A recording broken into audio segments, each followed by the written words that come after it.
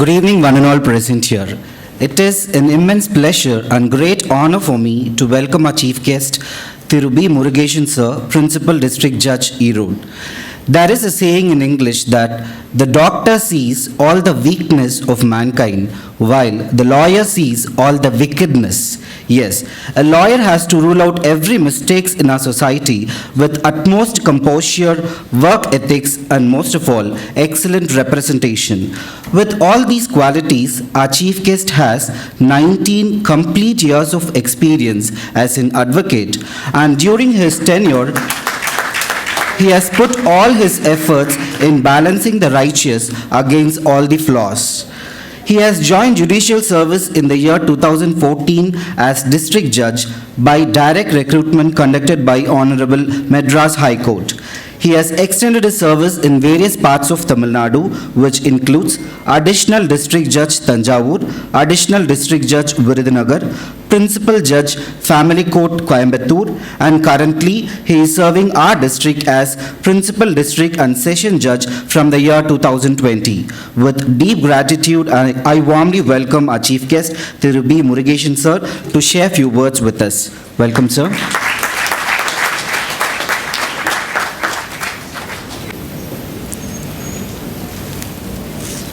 ஆயிரத்தி 1948 வருடம் நவம்பர் மாதம் 14ஆம் தேதி 1948 நவம்பர் மாதம் 14ஆம் தேதி மகாராஷ்டிரா மாநிலம் வார்தா என்ற மாவட்டத்தில் பிம்பிரி மாஹே என்ற ஒரு மலை கிராமத்தில் அபிமன்ஜி சேத்தி என்கிற ஒரு மேய்ச்சல்காரருக்கு ஒரு மகள் பிறந்தாள். மகாராஷ்டிரா மாநிலம் வார்தா மாவட்டம் பிம்பிரி மாஹே என்கிற அந்த கிராமம் ஒரு மலை கிராமம். அந்த மலை கிராமத்தில் இருப்பவர்களெல்லாம் மலைஜாதி பழங்குடியின மக்கள். அந்த மக்களுடைய முக்கிய தொழில் கால்நடைகளை மேய்ச்சலுக்கு அழைத்து செல்வது, மேய்ச்சல்காரர்கள். அவர்களுக்கென்று சொந்தமாக எந்த கால்நடையும் பெரும்பாலான வீடுகளில் இல்லை. பணக்கார வீடுகளில் இருக்கும் கால்நடைகளை இந்த மலைஜாதி மக்கள் அந்த மலை கிராமத்தில் இருக்கக்கூடிய மேய்ச்சல் நிலங்களுக்கு, இந்த மேய்ச்சல் காடுகளுக்கு அழைத்து சென்று மேய்ச்சல் முடித்து அந்த கால்நடைகளை மறுபடியும் கொண்டு வந்து அந்த பட்டிகளில் அடைத்து வைத்து அதனால் கிடைக்கும் சொற்ப வருமானத்தில் தங்களுடைய வாழ்க்கையை வாழ்ந்து கொண்டிருந்தார்கள். மிகவும் ஏழ்மையான கிராமம். அந்த கிராமத்தில் அப்படி ஒரு மேய்ச்சல்காரரான அபிமன்ஜி சேத்தி என்கிற ஒரு மேய்ச்சல்காரருக்கு ஒரு மகள் பிறந்தாள். பிறந்தது பெண் பிள்ளை என்கிற காரணத்தினால் அந்த மலை கிராமத்தில் இருந்த ஒருவருக்கும் இந்த குழந்தையை பிடிக்கவில்லை. என்ன காரணம் என்றால், ஒரு ஆண் குழந்தை பிறந்திருந்தால் அந்த ஊருக்கு இன்னொரு மேய்ச்சல்காரன் கிடைத்திருப்பான். அந்த குடும்பம் இன்னும் கொஞ்சம் வருமானம் பார்த்திருக்க முடியும். பிறந்தது பெண் குழந்தை என்பதால் இது வேறொரு வீட்டிற்கு திருமணமாகி செல்லுமே என்கிற காரணத்தினால் அந்த குழந்தையை அந்த ஊர்க்காரர்கள் விரும்பவில்லை. அவர்களின் உறவினர்கள் கூட விரும்பவில்லை. அபிமன்ஜி சேத்தியினுடைய குடும்பம் ஒரு கூட்டு குடும்பம். அந்த கூட்டு குடும்பத்தில் இருந்த ஒருவருக்கும் இந்த குழந்தையை பிடிக்கவில்லை. பெற்ற தாய்க்கு அந்த குழந்தையை பிடிக்கவில்லை. அந்த வீட்டில், அந்த கிராமத்தில் அந்த குழந்தையை சிந்தி என்று கேலி செய்தார்கள். சிந்தி என்றால் மராட்டிய மொழியிலே கிழிந்த துணி என்று பொருள். சிந்தி என்று கேலி செய்தார்கள். ஊர்க்காரர்களுக்கு பிடிக்கவில்லை, உறவினர்களுக்கு பிடிக்கவில்லை, சொந்த தாய்க்கே பிடிக்கவில்லை. இருந்தாலும் அந்த தகப்பன் ஒரு நல்ல தகப்பனாக இருந்தான். அந்த குழந்தையை அந்த தகப்பனுக்கு பிடித்திருந்தது. எல்லா பெண் குழந்தைகளையும் அந்தந்த தகப்பனுக்கு பிடிக்கும்.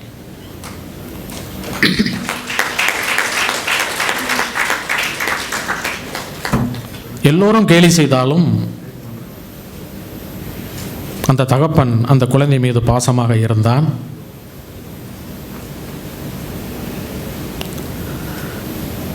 அந்த குழந்தை வளர்ந்து வந்தது. ஒரு 4-5 வயது வரும்போது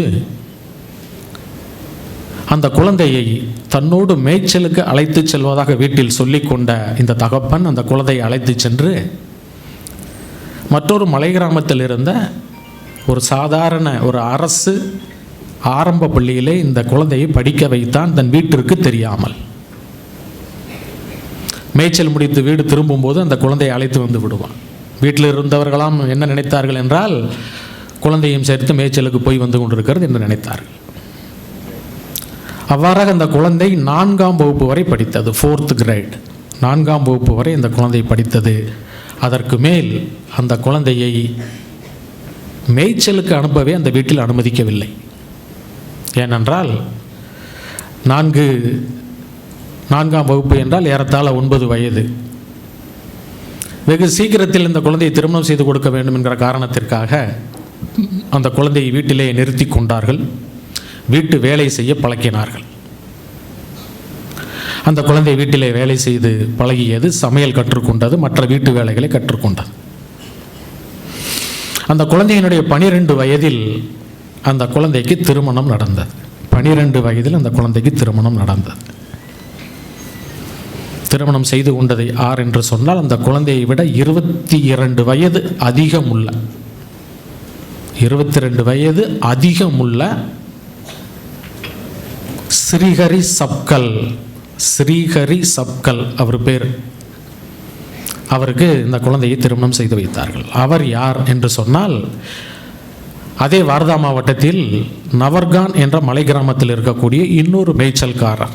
அதுவும் ஒரு மேய்ச்சல் குடும்பம். இந்த குழந்தையை அங்கே திருமணம் செய்து கொடுத்தார்கள். இந்த குழந்தை அங்கே சென்றது. 12 வயதில் திருமணம் செய்து கொண்ட இந்த குழந்தை 20 வயதிற்குள் 3 ஆண் மகன்களை பெற்றெடுத்தது. 3 ஆண் மகன்களை பெற்றெடுத்தது 20 வயதிற்குள். 3 ஆண் மகன்களை பெற்றெடுத்த பின்பும் தன்னுடைய 20வது வயதில் அந்த குழந்தை 9 மாத கர்ப்பிணியாக இருந்தது. 4வது குழந்தை 9 மாத கர்ப்பிணியாக இருந்தது. அப்போதுதான் அந்த நவர்கான் கிராமத்தில், நவர்கான் கிராமம் என்பது மாமியார் வீடு, அந்த நவர்கான் கிராமத்தில் ஒரு சம்பவம் நடந்தது. அந்த நவர்கான் கிராமத்தின் மக்களுக்கும் மேய்ச்சல் தான் பிரதான தொழில்ங்கிற காரணத்தினால் அவர்களுக்கு சொற்ப வருமானம் தான் கிடைக்கும். மாத கூலியாக சொற்ப வருமானம் கிடைக்கும். ஆனால் ஒரு பெரிய வருமானம் இருந்தது. இது என்னவென்றால், மேய்ச்சலுக்கு அழைத்து செல்லும் இந்த கால்நடைகள் இடும் அந்த சாணம் இருக்கிறதே, அந்த சாணத்தை எல்லாம் எடுத்து வந்து ஒவ்வொரு வீடுகளிலும் சேமித்து கொண்டே வருவார்கள். அப்போ அந்த சாண குழிகள், அந்த சாண குவியல்கள் 6 மாதத்திற்கு ஒரு முறையோ அல்லது 1 வருடத்திற்கு ஒரு முறையோ ஏலம் விடப்படும். அதை இந்த மலை கிராமத்திற்கு கீழே இருந்து இருக்கக்கூடிய மக்கள் அந்த மலை கிராமத்திற்கு வந்து அதை ஏலத்தில் எடுப்பார்கள். 6 மாதத்திற்கு ஒரு முறையோ அல்லது 1 வருடத்திற்கு ஒரு முறையோ நடக்கும் ஏலத்தில் அந்த சாண குவியல், சாண குழியில் இருக்கக்கூடிய அந்த உரத்திற்காக ஏலம் எடுக்கப்பட்டு ஒரு பெரும் தொகை கிடைக்கும். 6 மாதத்திற்கு ஒரு முறை அல்லது 1 வருடத்திற்கு ஒரு முறை. இந்த தொகை, இந்த பெரும் தொகை அங்கே இருந்த காட்டிலக்கா அதிகாரிகளை கொஞ்சம் உறுத்தியது. இதை நம்மளே எடுத்து நம்மளே விற்றா என்ன என்று அந்த காட்டிலக்கா அதிகாரிகள் திட்டம் தீட்டினார்கள். இந்த மேய்ச்சலுக்கு செல்லும் இந்த நவர்கான் கிராமத்து மேய்ச்சல்காரர்களை எல்லாம் காட்டிற்குள் செல்ல விடாமல் தடுத்தார்கள். என்ன சொல்லி தடுத்தார்கள்? இது ரிசர்வ் ஃபாரஸ்ட், இனிமேல் நீங்கள் உள்ளே போக முடியாது, மேய்ச்சலுக்கு கால்நடைகளை அழைத்து செல்லக்கூடாது என்று மறித்தார்கள். இந்த மேய்ச்சல்காரர்கள் யாருக்கும் படிப்பறிவு இல்லை. அவர்கள் எல்லாம் அதிகாரிகளை பார்த்து பயந்து போய், சாமி இப்படி பண்ணிங்கன்னா எங்கள் பொழப்புக்கு நாங்கள் என்ன பண்ணுறது என்று அவர்களிடம் கெஞ்சி கேட்டார்கள். அதற்கு அந்த காட்டிலக்க அதிகாரிகள் சொன்னார்கள், சரி, உனக்கு மேய்ச்சலுக்கு அழைத்து போனால் உனக்கு வாழ்க்கை, எங்களுக்கு அதில் என்ன கிடைக்கும் என்று காட்டிலக்க அதிகாரிகள் கேட்டார்கள். அப்போ இந்த மேய்ச்சல்காரர்கள்லாம் சொன்னார்கள், எங்களால் என்ன செய்ய முடியும்னு சொல்லி சொல்லுங்கள், அதை நாங்கள் செஞ்சு தர்றோம். இந்த சாண குழி இருக்குல்ல, அந்த உரக்குழி, இதை எங்களுக்கு நீங்கள் கொடுத்துருங்க, நாங்கள் ஏதோ உங்களுக்கு ஒரு விலை கொடுக்குறோம் அப்படின்னு பேரம் பேசினார்கள் காட்டிலாக்க அதிகாரிகள். இவர்களுக்கு என்ன செய்வது என்று தெரியவில்லை. அந்த காட்டிலக்க அதிகாரிகள் உள்ளூரில் இருந்த சில ஜமீன்தார்களை தங்கள் கைவாசம் வைத்துக்கொண்டு அவர்களை ஏவி விட்டார்கள். ஊர்க்கூட்டம் நடந்தது. ஜமீன்தார்கள் பேசினார்கள். அதிகாரிகளை எதிர்த்துக்கொண்டு நாம் இங்கே பிழைக்க முடியாது, ஆகவே அவர்கள் கேட்டுக்கொண்டபடி அவர்கள் கொடுக்கும் தொகையை பெற்றுக்கொண்டு இந்த சாணக்கூலிகளை அவர்களிடமே கொடுத்து விடுவதுதான் நமக்கு நல்லது என்று அந்த ஜமீன்தார்கள் காட்டிலக்க அதிகாரிகளுக்கு ஆதரவாக மக்களிடம் பேசினார்கள். வேறு வழியின்றி எப்படியாவது மேய்ச்சலுக்கு சென்றாக வேண்டுமே என்கிற காரணத்தினால் அதற்கு இந்த ஊர் மக்கள் ஒப்புக்கொண்டார்கள். இந்த காட்டிலக்க அதிகாரிகள் அதை பயன்படுத்தி கொண்டு அந்த உரக்கிடங்குகளை எல்லாம் மிகச் சொற்ப விலைக்கு எடுத்து சென்றார்கள். ஒரு தடவை பணம் கொடுக்கறது, இல்லைன்னா அடுத்த தடவை பார்த்துக்கலான்னு சொல்லி அந்த மக்களை ஏமாற்ற தொடங்கினார்கள். இதை பார்த்த இந்த பெண், இந்த 9 நிறை மாத கர்ப்பிணியாக இருந்த பெண்ணால் பொறுக்க இயலாமல் அந்த பெண் மாவட்ட ஆட்சித்தலைவருக்கு புகார் அளிக்கிறாள். மாவட்ட ஆட்சித்தலைவர் திடீரென்று ஒரு நாள் ஆய்வுக்காக இந்த மலை கிராமத்திற்கு ஆய்வு செய்து பார்க்கும்போது இந்த பெண் கொடுத்த புகாரில் உண்மை உள்ளது என்கிற விவரத்தை அறிகிறார். காட்டிலக்க அதிகாரிகளின் மீது நடவடிக்கை எடுக்கப்படுகிறது. அவர்கள் பணியிடை நீக்கம் செய்யப்படுகிறார்கள். இந்த பணியிடை நீக்கம் செய்யப்பட்ட இந்த காட்டிலக்க அதிகாரிகள் எல்லாம் ஒன்று சேர்ந்து அந்த உள்ளூர் ஜமீன்தார்களை வசப்படுத்தி, என்ன நடக்குது, நீங்கள்லாம் ஜமீன்தாரா? யாரோ ஒரு பொம்பளை 20 வயசு கூட இல்லை, இவ போய் கம்ப்ளைண்ட் கொடுத்து கலெக்டர் வரைக்கும் போய் அவங்க எங்களை சஸ்பெண்ட் பண்ணுற அளவுக்கு நடந்திருக்கிறது என்று சொன்னால் உங்களுக்கு என்ன அதிகாரம் இருக்குது, உங்களுக்கு என்ன மரியாதை இருக்கிறது என்று அவர்களை தூண்டி விடுகிறார்கள். இந்த ஜமீன்தார்களெல்லாம் ஒன்று சேர்ந்து அந்த கிராமத்தில் மறுபடியும் ஒரு கூட்டம் போடுகிறார்கள். இந்த கூட்டம் காலையில் ஒரு 10 மணி சுமாருக்கு இந்த கூட்டம் நடக்கிறது. இந்த கிராமத்தில், நவர்கான் கிராமத்தில் இருந்த அத்தனை பேரையும் அழைத்து ஜமீன்தார்கள் பேசுகிறார்கள். என்னையா ஊர் இது, இதுவரைக்கும் இப்படி ஒரு சம்பவமே நடக்கலை. யாரோ ஒரு பொம்பளை, ஒரு பிள்ளை 20 வயசு கூட இல்லை, அவள் இங்கேருந்து கம்ப்ளைண்ட் கொடுக்குற அளவுக்கு போய்கிட்டு இருக்கு. அதிகாரிகளை போச்சுக்கிட்டு நம்ம இனிமேல் இருக்க முடியுமா என்று அவர்கள் ஊர் மக்களை எல்லாம் தூண்டி விடுகிறார்கள். ஊர் மக்கள் பயந்து போகிறார்கள். அனைவருடைய கவனமும் ஸ்ரீஹரி சப்கல் குடும்பத்து மீது பாய்கிறது. ஊர் மக்கள் எல்லாம் சேர்ந்து அந்த ஸ்ரீஹரி சப்கல், அந்த பெண்ணினுடைய மாமனார் மாமியாரிடம் முறையிடுகிறார்கள். என்ன பண்ண போகிறீங்க, இந்த ஒரு பொம்பளையினால், இந்த ஒரு பிள்ளையினால் ஊருடைய மானம் போச்சு, ஊருடைய வருமானம் போச்சு, நம்ம பிழைப்பு போச்சு, நம்ம அதிகாரிகளை எதிர்த்து நிற்கிறோம், அவருடைய பகையை சம்பாரிச்சுக்கிட்டு இருக்கோமே, நம்ம எப்படி வாழ்கிறது என்று அந்த ஒரு குடும்பத்தை நிர்பந்திக்கிறார்கள். ஸ்ரீஹரி சப்கல்லை பார்த்து அந்த ஊரே பேசுகிறது, நீ எல்லாம் ஒரு ஆம்பளையா, ஒரு பொண்டாட்டியை ஒழுங்காக கண்ட்ரோலில் வச்சுக்க முடியலை, அவள் உனக்கு தெரியாமல் இங்கேருந்து போய் கலெக்டர் ஆஃபீஸ் வரைக்கும் கம்ப்ளைண்ட் கொடுக்குற அளவுக்கு வளர்ந்து நிற்கிறான்னா நீ என்ன ஆம்பளையா என்று அந்த ஸ்ரீஹரி சப்கல்லை உசுப்பேத்தி விடுகிறார்கள். மொத்த ஊரும் கூடி நிற்கிறது. ஸ்ரீஹரி சப்கல் அந்த கணவருக்கு இதை கேட்டவுடன் ஆண்மை பொங்கி எழுகிறது. உடனடியாக என்ன செய்கிறான், இந்த நிறை மாத கர்ப்பிணியை தலைமுடியை பிடித்து இழுத்து வாசலுக்கு வெளியே தள்ளிவிடுகிறான். அந்த பெண் வாசலுக்கு வெளியே கீழே வந்து விழுகிறாள். எந்தவித ஈவு இரக்கம் இல்லாமல் அரக்கத்தனமாக மூர்க்கத்தனமாக அவன் நடந்து கொண்டான். ஒருவராலும் யாரும் அதை எதிர்த்து பேசவும் இல்லை. கீழே விழுந்த இந்த பெண்ணை பார்த்து அவன் சொல்கிறான், இனிமேல் உனக்கும் இந்த வீட்டிற்குமான தொடர்பு அருந்து போய்விட்டது, இனிமேல் இந்த வீட்டிற்கு வரக்கூடாது, வீட்டை விட்டு வெளியே போ. நிறைய மாத கர்ப்பிணி கீழே கிடக்கிறாள். கூட்டம் கலைந்தது. இவள் எழுகிறாள். இவளுடைய கணவன் வீடு, புகுந்த வீடு, கதவு பூட்டப்பட்டு விட்டது.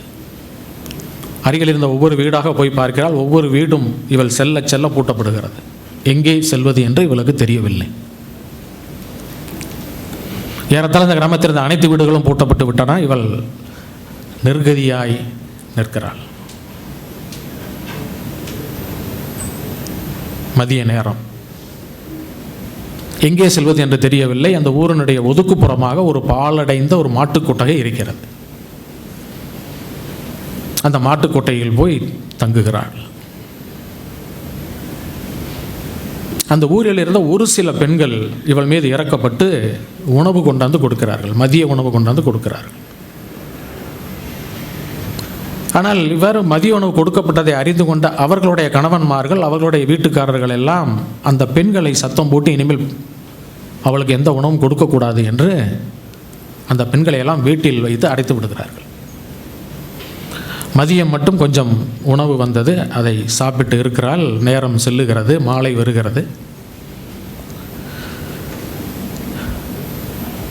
இரவு நேரம். திடீரென பிரசவ வலி வருகிறது. 9 மாதம் பிரசவ வலி வருகிறது. அந்த பெண்ணிடம் எதுவும் இல்லை. கொஞ்சம் உணவு இருக்கிறது, சில ரொட்டிகள் மட்டும் கையில் இருக்கிறது. உடுத்தி இருந்த உடைகள் மட்டும் அந்த பெண்ணிடம் இருக்கின்றன, வேறு எதுவும் இல்லை. அந்த பெண்ணுக்கு பிரசவ வலி வருகிறது. அவள் கத்துகிறாள், கதறுகிறாள். அவருடைய அலறல் இந்த கிராமத்தில் இருக்கிற ஒருவருக்கும் கேட்கவில்லை. கேட்டும் அவர்கள் கேட்காதது போல் இருக்கிறார்கள்.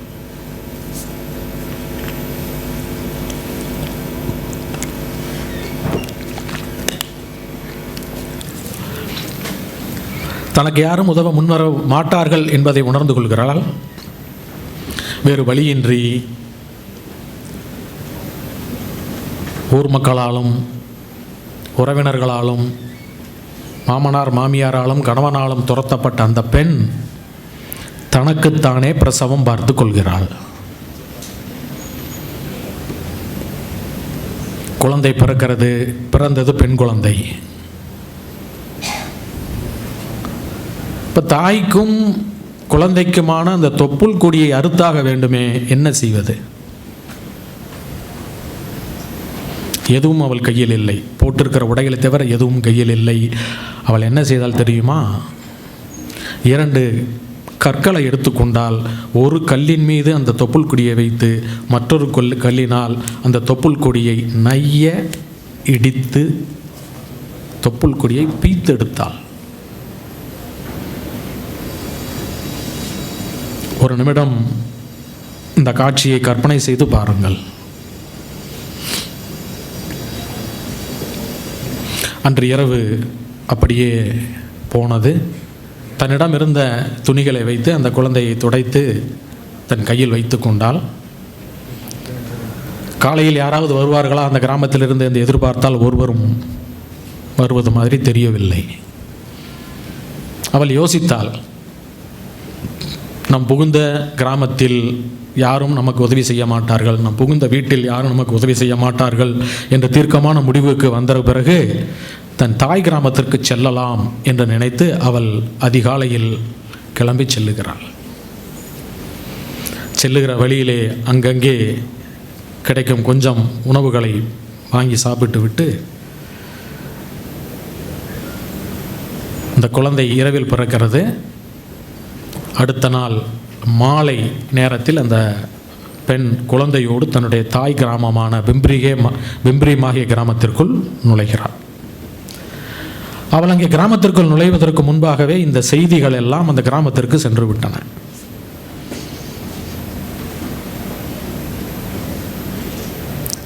அபிமன்யு சதி என்கிற அந்த பெண்ணினுடைய தகப்பன் ஏற்கனவே இறந்து போனான். அங்கே தகப்பன் இல்லை.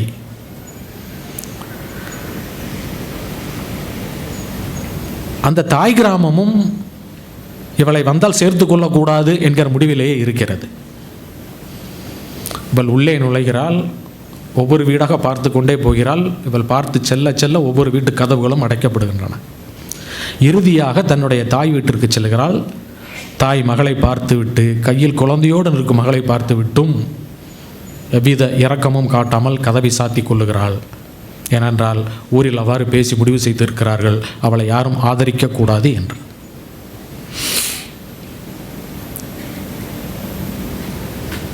அவளுக்கு என்ன செய்வதென்று தெரியவில்லை. தாய் கிராமத்தை நம்பி வந்து விட்டோம், கிராமமும் நம்மை அரவணைக்கவில்லை, பெற்ற தாயும் நம்மை அரவணைக்கவில்லை, எங்கு செல்வது என்று அவளுக்கு தெரியவில்லை. மெல்ல மாலை நேரம் வருகிறது, இருட்ட தொடங்குகிறது. எங்கே சென்று தங்குவது? நவர்கான் கிராமத்தில் கூட ஒரு மாட்டுக்கூட்டகை இருந்தது, அங்கே சென்று தங்கினோம். இங்கே எங்கே செல்லுவது என்று அவள் திரும்பி பார்க்கிறாள். எதுவும் தெரியவில்லை. தூரத்தில் ஒரு மயானம், சுடுகாடு இருக்கிறது. அந்த சுடுகாட்டிற்கு போகிறாள். அந்த சுடுகாட்டில் பிணங்களை எரிப்பதற்கான 2-3 கொட்டகைகள் இருக்கின்றன. அதில் ஒரு கொட்டகையில் பிணம் எரியாமல் இருக்கிறது. அந்த கொட்டகையில் போய் அமர்ந்து கொண்டால் மற்றொரு கொட்டகையில் பிணம் எரிந்து கொண்டிருக்கிறது. இருட்டு வந்து விட்டது. குழந்தை பசியால் அழுகிறது. இவளுக்கும் பசி எடுக்கிறது. கையில் உணவு இல்லை. என்ன செய்வது என்று தெரியாமல் திகைக்கிறாள். தூரத்தில் எரிந்து கொண்டிருக்கும் மற்றொரு அந்த பிண கொட்டகையை பார்க்கிறாள். அந்த பிணத்தை எரிந்து கொண்டிருக்கிறது. அதன் முன்னால் சென்று பார்க்கிறாள். அந்த பிணத்தினுடைய இறுதி யாத்திரைக்காக, இறுதி காரியங்களுக்காக சில விஷயங்கள் அங்கே வைக்கப்பட்டிருக்கின்றன. இங்கே நம்ம அரிசி இந்த மாதிரி வச்சு பண்ணுறது மாதிரி அங்கே சோள மாவை, இறுதி காரியத்துக்காக சோள மாவை பரப்பி வைத்திருக்கிறார்கள். ஒரு மண்குடுவையில் தண்ணீரை வைத்திருக்கிறார்கள். என்ன செய்வது என்று தெரியவில்லை. அவள் நேராக சென்றால் பசி வயிற்றை கிள்ளுகிறது. தானும் உணவு சாப்பிட வேண்டிய கட்டாயத்தில் இருக்கிறோம், குழந்தைக்கும் உணவு கொடுக்க வேண்டிய கட்டத்தில் இருக்கிறோம். என்ன செய்வது தெரியவில்லை. சென்றால் அந்த சோளமாவை, பிணத்தினுடைய இறுதி காரியத்திற்காக வைக்கப்பட்டிருந்த அந்த சோளமாவை எடுக்கிறாள். அந்த களையத்தில் இருந்த தண்ணீரை எடுத்து அந்த சோளமாவை பிசைக்கிறாள். கையில் தட்டுகிறாள். ஒரு ரொட்டி பதத்திற்கு வந்து விட்டது. இதை சுட்டாக வேண்டும். எதை வைத்து சுடுவது? எரியும் அந்த பிணத்தில் அந்த ரொட்டியை சுட்டாள். எரியும் அந்த பிணத்தில் அந்த ரொட்டியை சுட்டால் வேறு வழியின்றி அந்த சுட்ட ரொட்டியை சாப்பிட்டு தன் பசியாற்றிக் கொண்டாள். இந்த காட்சியை ஒரு நிமிடம் நீங்கள் கற்பனை செய்து பாருங்கள்.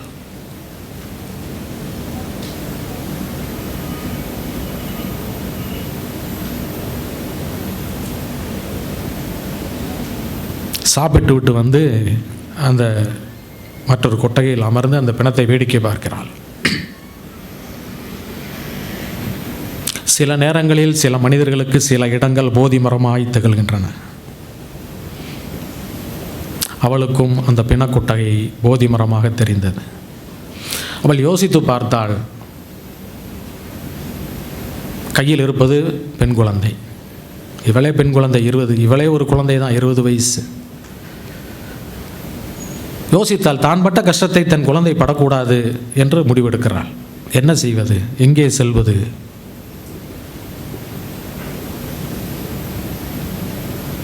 வேறு வழியின்றி அதிகாலை அருகில் இருக்கக்கூடிய, நடந்து செல்லக்கூடிய தூரத்தில் இருக்கக்கூடிய ஒரு ரயில்வே நிலையத்திற்கு செல்லுகிறாள். கைக்குழந்தையோடு செல்லுகிறாள்.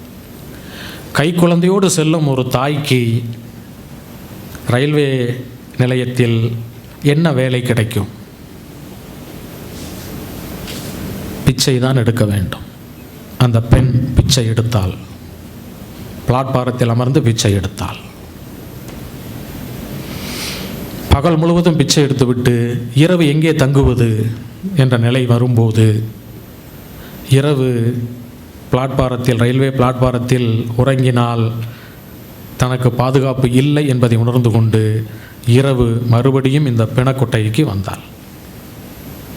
இவ்வாறாக பகலில் ரயில்வே ஸ்டேஷனிலும் இரவில் இந்த பிண கொட்டகையிலும் தன் வாழ்க்கையை கழித்தாள். அவளுக்கு பிறந்த குழந்தைக்கு மமதா என்று பெயரிட்டாள். அந்த குழந்தையும் இவ்வாறாக பகல் நேரங்களில் ரயில்வே பிளாட்பாரங்களிலும் இரவு நேரங்களில் இந்த மயான கொட்டகையிலும் தன்னுடைய வாழ்க்கையை கழித்தது. இந்த குழந்தைக்கு 4 வயது 5 வயது வரும்போது இந்த குழந்தையை படிக்க வைக்க வேண்டும் என்று இந்த பெண் நினைத்தாள்.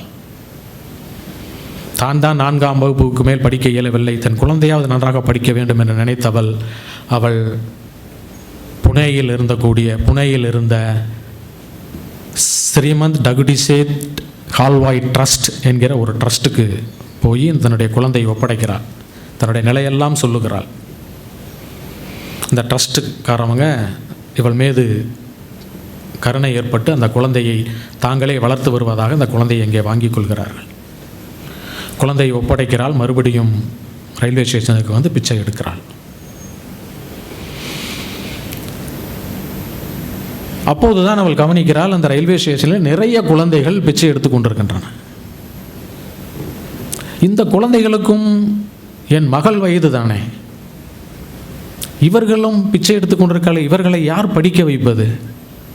என்ன காரணம்? ஏன் இப்படி பிச்சை எடுக்கிறாள் என்று ஒவ்வொரு குழந்தையை அழைத்து விசாரிக்கிறாள். அப்போது அவளுக்கு ஒரு விஷயம் தெரிகிறது. அங்கே இருக்க குழந்தைகள் நிறைய பேர் பெற்றோர்களால் கைவிடப்பட்டவர்களாக இருக்கிறார்கள், அல்லது பெற்றோரை இழந்த ஆதரவற்றவர்களாக இருக்கிறார்கள். அவர்கள் ஒவ்வொருவராக அழைக்கிறாள். படிக்கிறியா? படிக்கிறேன். நான் படிக்க வைக்கிறேன். படிக்கிறியா? படிக்கிறேன் என்று சொல்லி அவள் ஒவ்வொரு குழந்தையும் தன் குழந்தையாக தத்தெடுத்து கொண்டு அந்த குழந்தைகளெல்லாம் பள்ளிக்கு அனுப்புகிறாள். அதற்கான செலவுகளை எல்லாம் தனக்கு கிடைக்கக்கூடிய அந்த பிச்சை எடுக்கிற வருமானத்தில் கிடைக்கக்கூடிய தொகையை வைத்து அந்த குழந்தைகளை படிக்க வைக்கிறாள். இவளுடைய இந்த செய்கையை பார்த்த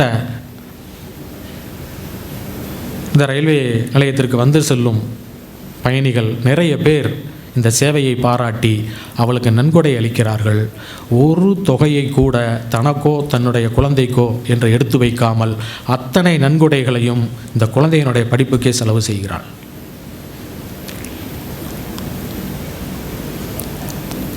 பின்னாளில் 2 முதியோர் இல்லங்களையும் 6 குழந்தைகளுக்கான இல்லங்களையும் அவள் கட்டி அமைத்தாள். இன்றைக்கும் புனே நகரில் அருகில் இருக்கக்கூடிய மஞ்சூரி என்கிற கிராமத்தில் ஒரு மிகப்பெரிய ஆதரவற்ற குழந்தைகள் இல்லம் செயல்பட்டு வருகிறது. அனாதை இல்லம் என்று சொல்லக்கூடாது, மற்ற அனாதை இல்லங்கள் மாதிரி அது இல்லை. ஹைடெக், மிகச்சிறந்த சாப்பாடு, மிகச்சிறந்த படுக்கை, மிகச்சிறந்த கல்வி, எல்லா பேருக்கும் லேப்டாப், குழந்தைகளுக்கு எல்லாத்துக்கும்.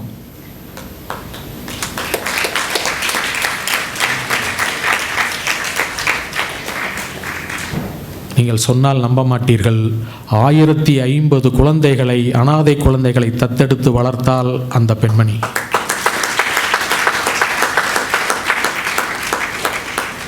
நிறைய பேர் டாக்டராக, வக்கீல்களாக, ப்ரொஃபஸர்களாக, பிஹெச்டி முடித்தவர்களாக இருக்கிறார்கள். மற்ற அனாதை இல்லங்களை பொறுத்தவரையில் 18 வயதுக்கு மேல் அவர்கள் இல்லத்தை விட்டு வெளியே சென்று விடுவார்கள். ஆனால் அங்கே அது இல்லை. ஒவ்வொரு குழந்தையும் திருமணம் செய்ததற்கு பிறகு கூட, அவர்களுக்கு வேலை கிடைத்ததற்கு பிறகும் கூட அதே இல்லத்தில் இருந்தார்கள். கிடைத்த வருமானத்தை எல்லாம் அந்த இல்லத்திலேயே கொடுத்தார்கள். தாங்கள் பணியாற்றுகிற நேரம் போக மீதமுள்ள நேரங்களில் எல்லாம் அங்கே வரக்கூந்து சேரக்கூடிய குழந்தைகளுக்கெல்லாம் அவர்கள் பாடம் சொல்லி கொடுத்தார்கள்.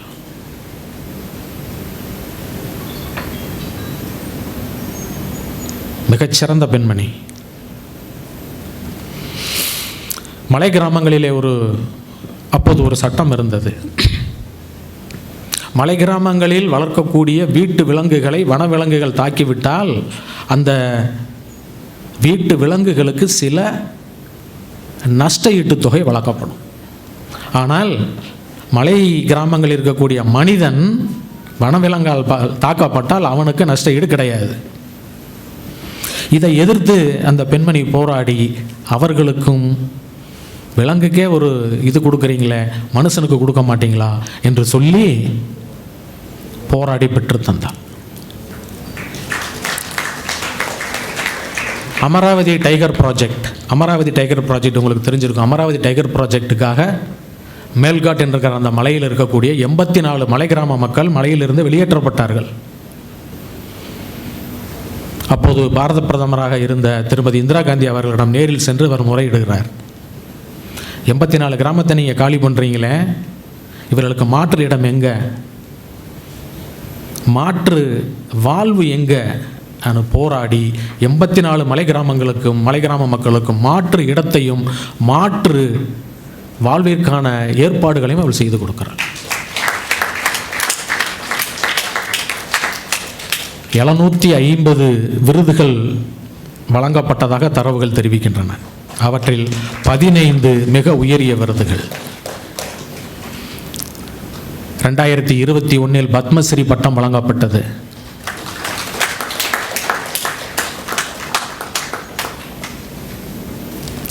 கர்மா இஸ் பூமராங், அப்படி போடுவோம்ல, கர்மா இஸ் பூமராங்.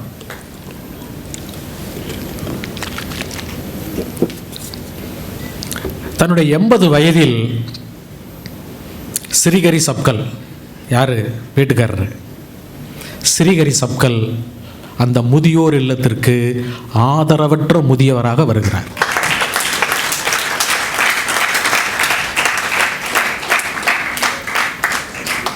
இந்த பெண்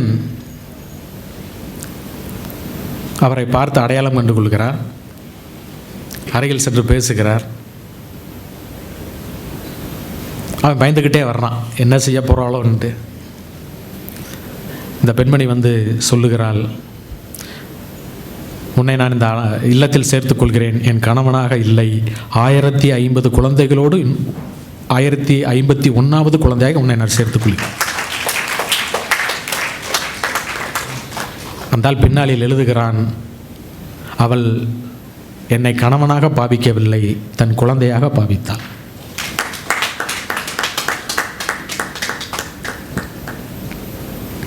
அவளுடைய ட்ரஸ்ட், நிறைய ட்ரஸ்ட் இருக்குது. இந்த நான் சொன்னது 2+6 இது இல்லாமல் நிறைய ட்ரஸ்ட் இருக்குது. நான் சொல்கிறேன், அந்த வெப்சைட் என்னங்கிறத சொல்கிறேன். இந்த ட்ரஸ்ட்டுகளுக்கு பூரா தன்னுடைய மகள் மமதாவையும் ஒரு மகன் தீபக் 2 பேரும் தான் அதை பார்த்து கொண்டார்கள். ஏறத்தாழ மராட்டிய மாநிலம், மகாராஷ்டிரா மாநிலம் முழுவதும் இந்த பெண்மணியை மாய் என்று அழைத்தார்கள். மாய் என்றால் மராட்டிய மொழியிலே அம்மா என்று அர்த்தம், தாய் என்று அர்த்தம்.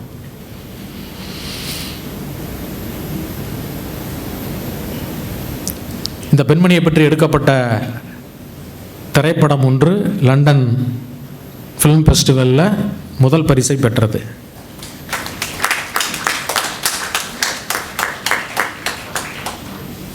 அனைவராலும் மாய் என்று அன்போடு அழைக்கப்பட்ட அந்த பெண், நான் பெண்ணுன்னே சொல்லிட்டு வந்தேன், பேரை சொல்லலை. அந்த பெண்ணினுடைய பெயர் சிந்துதாய் சப்கல். மாய் என்று அழைக்கப்பட்ட சிந்துதாய் சப்கல் தன்னுடைய 73வது வயதில் 4/1/2022 4/1/2022 ஹார்ட் அட்டாக்கில் செத்து போகிறாங்க. மகாராஷ்டிரா மாநிலமே அந்த பெண்ணினுடைய இறப்புக்காக கதறி அழுதது. மகாராஷ்டிரா மாநிலத்தில் இருக்கக்கூடிய அத்தனை அனாதை குழந்தைகளும் கதறி அழுதார்கள். தன்னுடைய தாய் இறந்தது போல் கதறி அழுதார்கள்.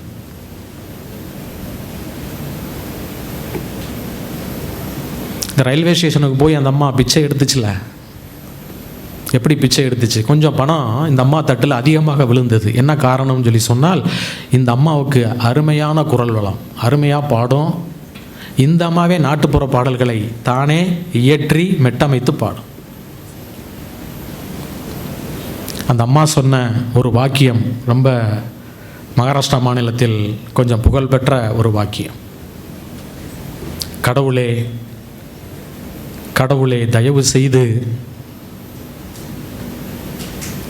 எங்களுக்கு புன்னகைக்க கற்றுக் கொடுங்கள், ஆனால் எங்களுடைய அழுகையை ஒருபோதும் மறக்க வேண்டாம். இது அந்த அம்மாவுடைய புகழ்பெற்ற வாசகம்.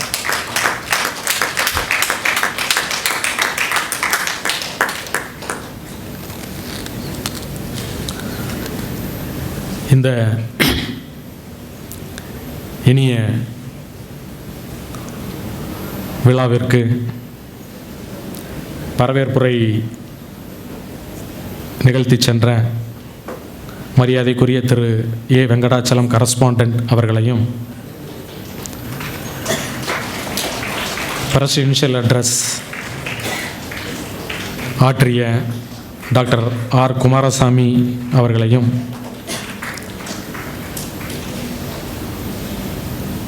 ஸ்பெஷல் அட்ரஸ் நிகழ்த்திய மரியாதைக்குரிய மூத்த வழக்கறிஞர் திரு PC பழனிசாமி அவர்களுக்கும், இங்கே ஆனுவல் டே ரிப்போர்ட் சமர்ப்பித்த கல்லூரியினுடைய principal professor doctor C Pratap Singh அவர்களுக்கும், இங்கே வருகின்ற சிறப்பித்துக் கொண்டிருக்கின்ற திரு RM தேவராஜா கரஸ்பாண்டன்ட் அவர்களுக்கும்,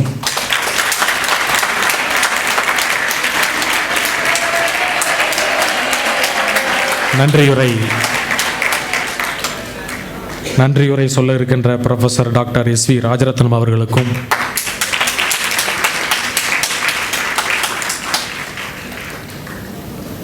இங்கே குழுமியிருக்கக்கூடிய பேராசிரியர் பெருமக்களுக்கும், மாணவ மாணவியருக்கும்,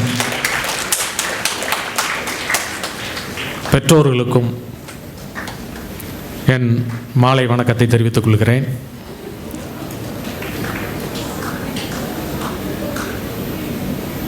போற்றுதலுக்கும் மரியாதைக்கும் உரிய மூத்த வழக்கறிஞர் திரு PC பழனிசாமி அவர்களுக்கு தனிப்பட்ட முறையிலே நான் என்னுடைய வணக்கத்தையும் நன்றியையும் தெரிவித்துக் கொள்கிறேன்.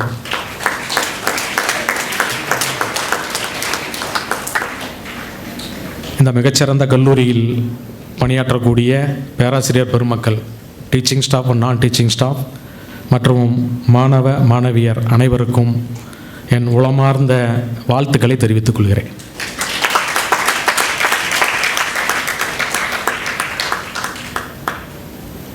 இந்த விழாவிற்கு என்னை அழைத்த போது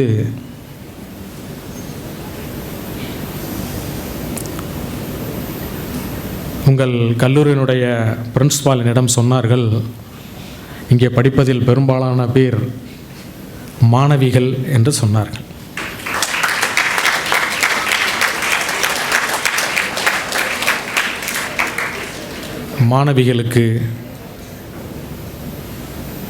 மாணவிகள் மத்தியில் நான் எதை பேசுவது? ஜெனட்டிக்ஸ் அண்ட் எபிஜெனட்டிக்ஸை பற்றி என்னால் பேச முடியாது.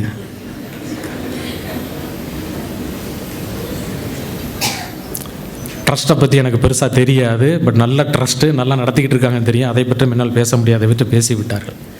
எதை பற்றி பேசலாம் என்று நினைத்த போது தான் இந்த சிந்துதாய் சப்கல் என்கிற ஒரு மகா மனுஷியினுடைய இது வாழ்க்கை வரலாறு. சிந்துதாய் சப்கல்னு நீங்கள் உங்களுடைய கூகுளில் சர்ச் பண்ணிங்கன்னா அவங்களுக்குனே தனியாக ஒரு வெப்சைட் இருக்குது. நிறைய தரவுகள் அதில் இருக்குது. இது எதை பற்றி சொன்னோம் சொல்லி சொன்னால், இது இந்த மாணவ மாணவியருக்கு ஒரு உந்துதலாக இருக்கும் என்கிற காரணத்தினால்தான் இந்த டாப்பிக்கை நான் பேசினேன். நான் பேசும்போது 2 விஷயங்களை நான் அழுத்தி சொன்னேன். 2 விஷயங்களை கொஞ்சம் கற்பனை செய்து பாருங்கள் என்று சொன்னேன். ஒன்று, அந்த மாட்டு கொட்டகையில் அந்த பெண் தனியாக தன்னந்தனியாக தனக்குத்தானே பிரசவம் பார்த்து கொண்டு தன்னுடைய தொப்புள் கொடியை எப்படி அறுத்தெடுத்தாள் என்பதை கற்பனை செய்து பாருங்கள் என்று சொன்னேன். மற்றொன்று, அந்த மயானத்தில் அந்த சோள மாவினால் எப்படி ரொட்டி சமைத்து சாப்பிட்டாள் என்பதை கொஞ்சம் கற்பனை செய்து பாருங்கள் என்று சொன்னேன். இந்த பெண்மணியை விட, இந்த பெண்மணி அனுபவித்ததை விட மேலான கஷ்டத்தையோ துயரத்தையோ நாம் யாரும் அனுபவித்ததும் இல்லை, அனுபவிக்கப் போவதும் இல்லை. இந்த பெண்மணியினுடைய வாழ்க்கை வரலாறு என்ன செய்தியை சொல்லுகிறது? அந்த வாழ்க்கை வரலாறு எனக்கு சொன்ன செய்தியைத்தான் நான் உங்களுக்கு இன்றைக்கி ஆனுவல் டே மெசேஜாக நான் சொல்கிறேன். அந்த வாழ்க்கை வரலாறு என்ன சொல்லுகிறது என்றால், இந்த சமூகம் அவளுக்கு கற்களையும் முட்களையும் தான் பரிசாக கொடுத்தது. கற்களாலும் முட்களாலும் வலியையும் வேதனையும் தான் கொடுத்தது. பதிலுக்கு இந்த சமூகத்திற்கு அவள் மலர்களை கொடுத்தாள்.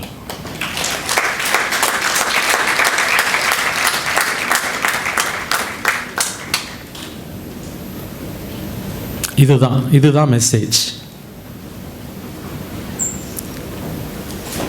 எவ்வளவு இடர்பாடுகள் வந்தாலும், எவ்வளவு வலிகள் வேதனைகள் ரணங்கள் ஏற்பட்டாலும்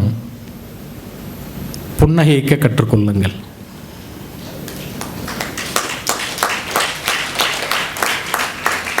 ஆனால் நீங்கள் அழுததை மறக்கக்கூடாது. அதுதான் வாழ்க்கை. ரொம்ப சிம்பிளாக சொல்லியாச்சு.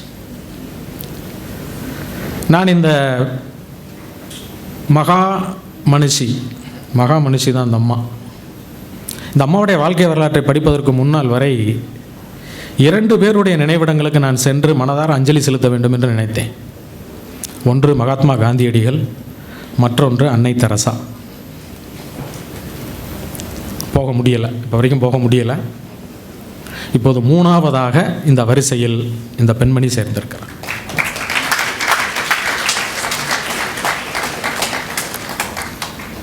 அத்தனை வலிகளையும் அத்தனை ரணங்களையும் தாங்கிக் கொண்டாமல் இந்த சமுதாயத்தின் மீது கோபப்படவில்லை, மாறாக இந்த சமுதாயத்தை தத்தெடுத்து கொண்டாள். இந்த மண்ணையும் இந்த மக்களையும் அவள் நேசித்தாள். நீங்களும் இந்த மண்ணையும் மக்களையும் நேசியுங்கள். மக்களை நேசியுங்கள். மக்கள் எப்படி நேசிக்கிறது? அவ்வளோ பெரிய ட்ரஸ்ட்டு நடத்தலாமா, முடியுமா? அவர்கள் ஒரு பெரிய ட்ரஸ்ட்டு வச்சு மிக பிரம்மாண்டமான முறையிலே வந்து அந்த கல்வி சேவை செய்து கொண்டிருக்கிறார்கள். எல்லாராலையும் அதுமாரி செய்ய முடியுமா? அப்போ என்ன செய்யலாம்? முடிந்தால் ஏதாவது ஒரு குழந்தையை படிக்க வையுங்கள். ஏதாவது ஒரு குழந்தைக்கு ஏதாவது ஒரு வருடத்திற்கு பணம் கட்ட முடிந்தால் பணம் கட்டுங்கள். அந்த அளவுக்கு வசதி இல்லை என்று சொன்னால் ஒரு குழந்தைக்கு முடிந்தவரை சொல்லிக் கொடுங்கள். ஆரம்ப கல்வியை, ஆங்கிலத்தை, தமிழை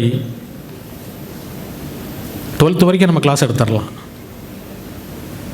அதுதான் இந்த மக்களுக்கு நம்ம செய்யக்கூடிய மிகப்பெரிய சேவை. மக்களுக்கு நம்ம இந்த சேவை செய்கிறோமே, போதுமானா? இல்லை. இந்த மண்ணுக்கு நீங்கள் ஏதாவது செய்தாக வேண்டும். இந்த மண் நல்லா இருந்தால் தான் மக்கள் நல்லா இருக்க முடியும். அப்போ இந்த மண்ணுக்கு என்ன செய்கிறது? இந்த மண்ணினுடைய அடிப்படை என்ன? இந்த மண்ணுக்கு அடிப்படை நீர். இன்றைக்கி நிறைய நீர்நிலைகளை காணாமல் போச்சு. முடிந்தால் தனியாகவோ கூட்டாகவோ இருந்து நீர்நிலைகளை பாதுகாப்பு செய்யுங்கள். நீர்நிலைகளை மீட்டெடுங்கள். நீரின்றி அமையாது உலகு. தண்ணி தான் முக்கியம். தண்ணீரை பாதுகாத்து வையுங்கள். அடுத்த தலைமுறைக்கு இந்த மண்ணினுடைய வளத்தை பாதுகாத்து வையுங்கள். எதுவுமே முடியலை என்னால், ஒரே ஒரு மரம் நட்டு அதை வளர்த்து ஆளாக்குங்கள் போதும். இந்த மண்ணுக்கும் இந்த மக்களுக்கும் நம்ம ஏதாவது செய்யணுங்கிறத தான் இந்த அம்மாவுடைய வாழ்க்கையை நமக்கு சொல்லிட்டு போச்சு. இந்த மண்ணுக்கும் மக்களுக்கும் நம்ம ஏதாவது செய்யணும், சரி செஞ்சுட்டோம், அடுத்து என்ன செய்கிறது என்று சொன்னால், உங்களுக்கு நான் இன்னும் 3 பேரை நீங்கள் நினைவு வைத்துக் கொள்ளுங்கள். ஒன்று, உங்களுக்கு உதவி செய்தவர்கள். உங்களுக்கு எப்போவாவது யாராவது ஒரு சிறிய உதவி செய்திருந்தால் கூட அவர்களை நன்றியோடு நினைத்து பாருங்கள்.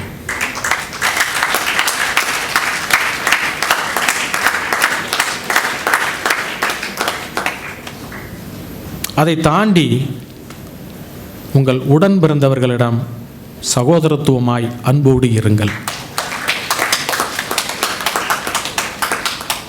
கூட பிறந்தவங்கிட்ட அன்போடு இருக்கிறோம், கூட பிறந்தவங்ககிட்டே அன்போடு இருக்கிறோம்னா நம்ம பெற்ற தாய் தந்தையை ஒருபோதும் காயப்படுத்தி விடாதீர்கள். உங்கள் தாயும் தந்தையும் உங்களுக்காக வாழ்ந்து கொண்டிருக்கிறார்கள், உங்களுக்காக உழைத்து கொண்டிருக்கிறார்கள். அவங்க எவ்வளவு கஷ்டப்படுறாங்கங்கிறது உங்களுக்கு தெரியாது.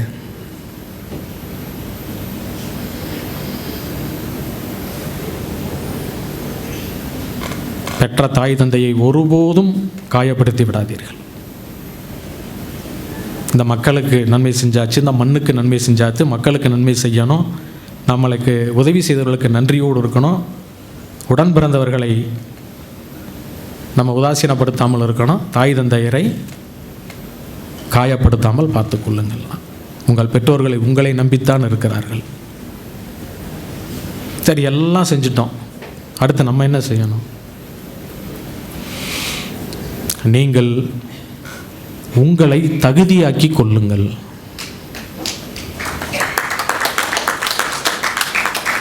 எப்படி தகுதியாக்குறது? அப்டேட் பண்ணிக்கங்க, அப்டேட் பண்ணிக்கங்க. Be equipped. எந்த நேரத்தில் வேண்டுமானாலும் வாய்ப்புகள் வரலாம். அந்த வாய்ப்புகளுக்காக விழிப்போடு தயாராக இருங்கள். வாய்ப்பு ஒரு முறைதான் வரும். அந்த வாய்ப்பை எதிர்கொள்வதற்கும் பயன்படுத்திக் கொள்வதற்கும் நீங்கள் விழிப்போடும் தயாராகவும் எக்யூப்பாகவும் இருந்து கொள்ளுங்கள்.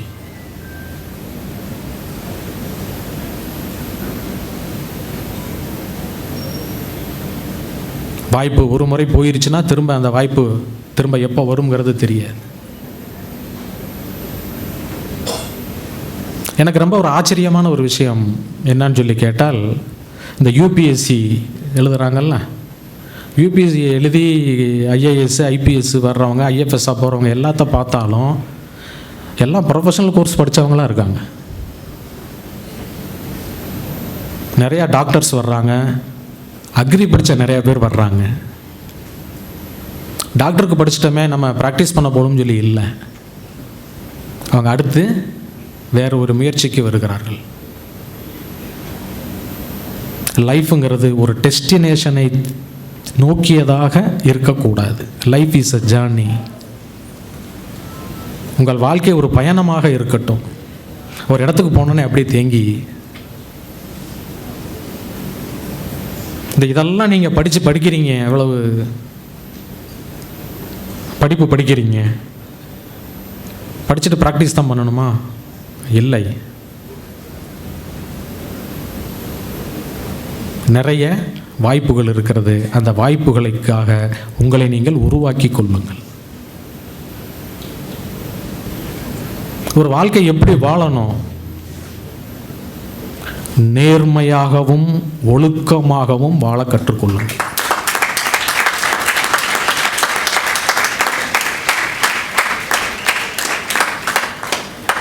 இந்த நேர்மையும் ஒழுக்கமும் உங்களை உயர்த்தும், உங்கள் குடும்பத்தை உயர்த்தும், உங்கள் பெற்றோரை உயர்த்தும், நீங்கள் சார்ந்திருக்கக்கூடிய சமுதாயத்தை அது உயர்த்தும். எல்லா பேருமே நேர்மையோடும் ஒழுக்கத்தோடும் இருந்தோம் சொல்லி சொன்னால் இந்த தேசம் எப்படி இருக்கும்?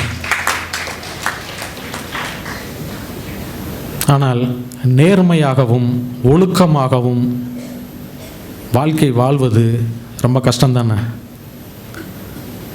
நேர்மையாகவும் ஒழுக்கத்தோடும் வாழ்க்கை வாழ்வது என்பது மிக கஷ்டமானது. இன்றைக்கி இருக்கிற இந்த உலகத்துக்குள்ளே ரொம்ப கஷ்டமானது. சில நேரங்களில் நம்ம ரொம்ப சோர்ந்து போயிடுவோம். நம்ம நேர்மையாக இருக்கிறோம், நமக்கு இவ்வளோ பிரச்சனைகள் வருது, நம்ம ஒழுக்கமாக இருக்கிறோம், நம்மளுக்கு இவ்வளோ பிரச்சனைகள் வருது என்று நமக்கு சோர்வுகள் வரலாம்.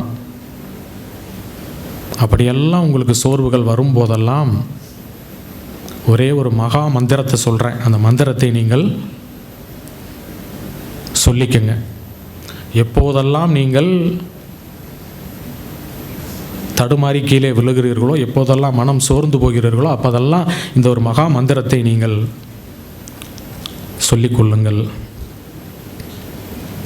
அந்த மகா மந்திரம் மகாகவி பாரதியார் எனக்கு சொன்னது. எப்போதெல்லாம் நான் சோர்ந்து போகிறேனோ அப்போதெல்லாம் அந்த மந்திரத்தை எனக்கு நானே சொல்லிக்கொள்வேன்.